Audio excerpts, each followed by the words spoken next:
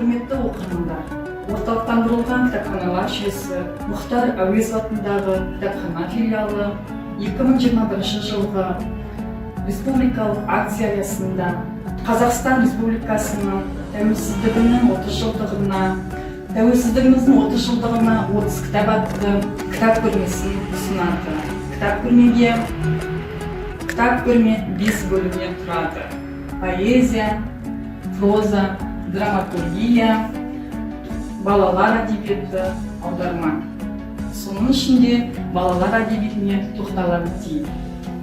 Толымбек Әбдірайымов, Алабұға аулаған күн.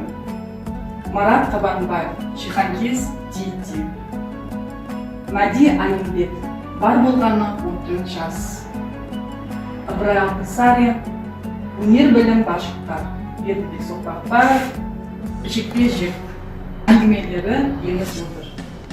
Ыбырай Алтынсарин, өнер білім бар жұрттар.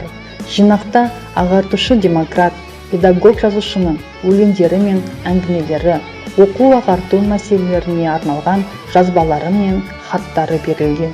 Балам, Мұхтар Әуезов атындағы кітапханаға қош келдің.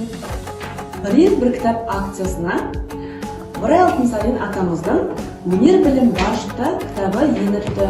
Соның ішінде мейірімді бала әңгімесін маған оқышы. Мейірімді бала. Қытай жұртында ескі заң бар. Біреуді алдағандағы мойнына түскен кісінің қолын кеседі. Бір төре осындай іспен кінәлі болып, әлгі айтылған жазаны беруге тұрғанда, кінәлі төренің жас қыз баласы әкем үшін жауап беремін деп мәлім болады. Қызды патшаға алып келіседі. Тақсыр патшам, менің әкем жазға лайық болғаны рас.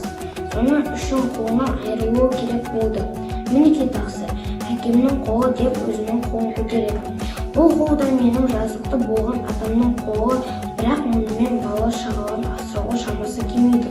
Тақсыр, осы нашар қолын кесіп, жұмысқа жарап, бала шағаларын асырайтын қолын атама қалдыруы бұйырыңыз.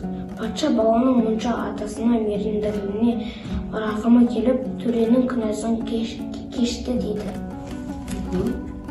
Бердібек Соқпақбаев, жекпе-жек. Жазушының бұл шығармасы қазақ әдебиетіне келген тың туынды.